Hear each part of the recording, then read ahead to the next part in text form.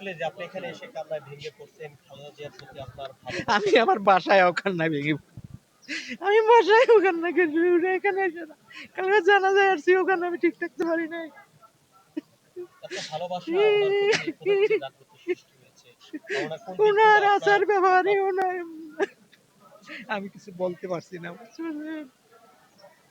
ওনাকে অত্যন্ত ভালোবাসি আমি, এক কথায় সবসময় তাকে অত্যন্ত ভালোবাসি।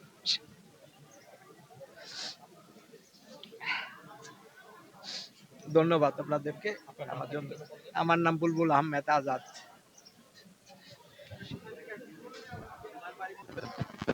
এইটার মানে ব্যাপারে নেত্রী হিসেবে কেমন ছিল আর ব্যক্তি হিসেবে কেমন ছিল? খুবই ভালো ছিল। ওনার মতো নেত্রী আর বাংলাদেশে হবে কিনা আমার জানা নাই, বুঝতে পারছেন এক কথায় সে।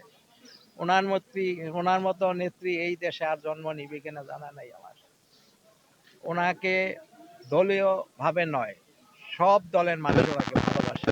আমি কালকে দেখেছি, এবং উনি অসুস্থ হয়েছে দেখেছি, মানুষের কান্না, মানুষের কি অবস্থা, কি বলবো, বুঝতে পারছেন? এইটা কান্নাটা কিন্তু সবার জন্য আসে না, বুঝতে পারছেন?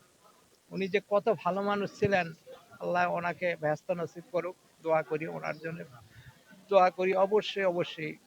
ওনার যদিও বা কোনো গুনাহ থাকে, আল্লাহ সুবহানাহু ওয়া তাআলা যেন ওনাকে মাফ করে দেন, ওনাকে উচ্চতর জান্নাতের নসিব করুক। তার কোনো আদর্শ ধরে রেখেছেন কিনা বা রাখবেন কিনা? আদর্শ তো অবশ্যই আছে, অনেক আদর্শই আছে। দেখ আমি আর কিছু বলতে পারছি না। ধন্যবাদ। ওকে।